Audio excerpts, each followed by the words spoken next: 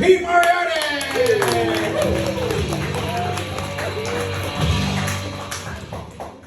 Thank you so much, guys. Thanks for having me. My name is Pete. I'm Australian. You can probably hear from my voice, and I'm in a conscious kink relationship. I'm actually a little bit of a sub, and I enjoy some fetishes. It's actually my birthday today, and what I said to my partner was, all I want tonight is complete humiliation. So here I am, doing my first stand-up.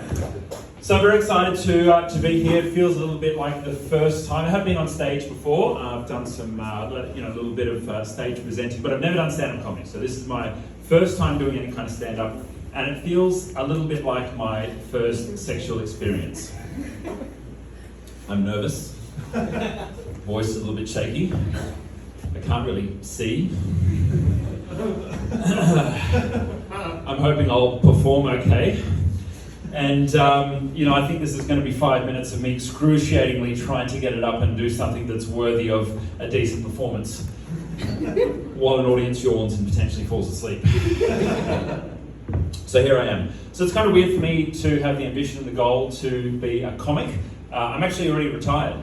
I retired early. I started a business when I was 15 years old. It's a tech company. I've scaled it, grew it, and I actually semi-exited that business when I was 27. And so it's kind of a weird place to have the ambition to be a comic, because what I'm kind of used to is, the idea of a comic being a struggling writer. Maybe they're an alcoholic, maybe they have dreams and ambitions of getting away from their English teaching job. Sorry guys.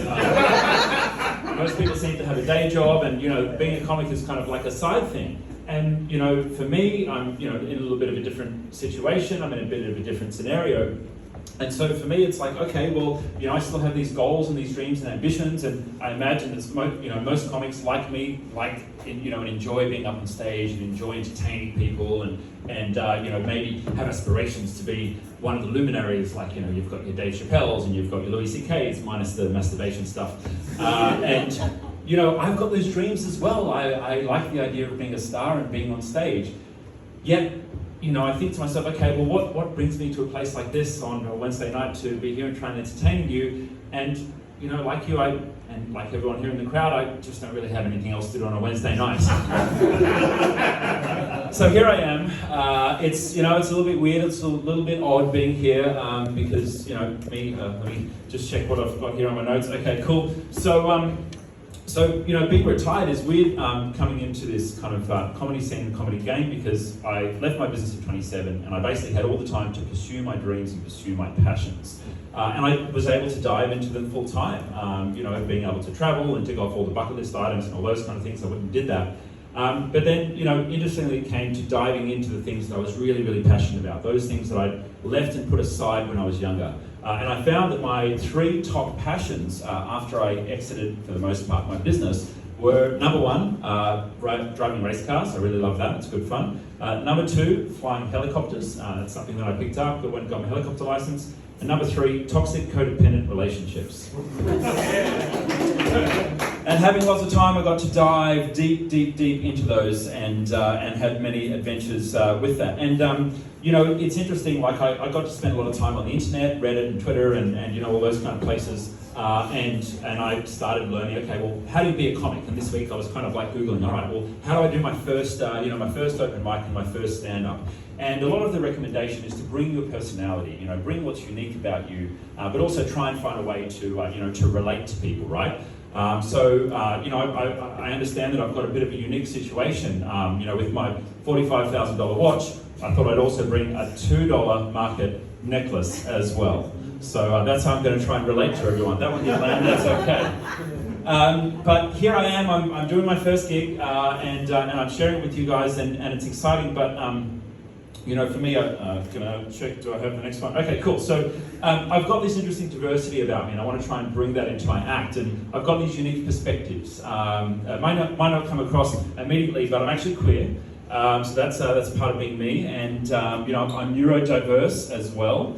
I have an interesting history with my family upbringing. Both in a Catholic family and then in a spiritual kind of like Hare Krishna side of the family as well. And I'm quite liberal thinking as well. And so with all of those boxes ticked, I'm also a non-drinking kombucha drinker from the Northern Rivers in Australia. And with all of those, I can kind of tick all the boxes for the woke left-wing Twitter crowd, right? Except I have money and ambition to do something with my life. So they don't quite let me into that club. And being a bisexual man, I'm not quite gay enough for the gay club, but I'm not quite straight enough for the straight club.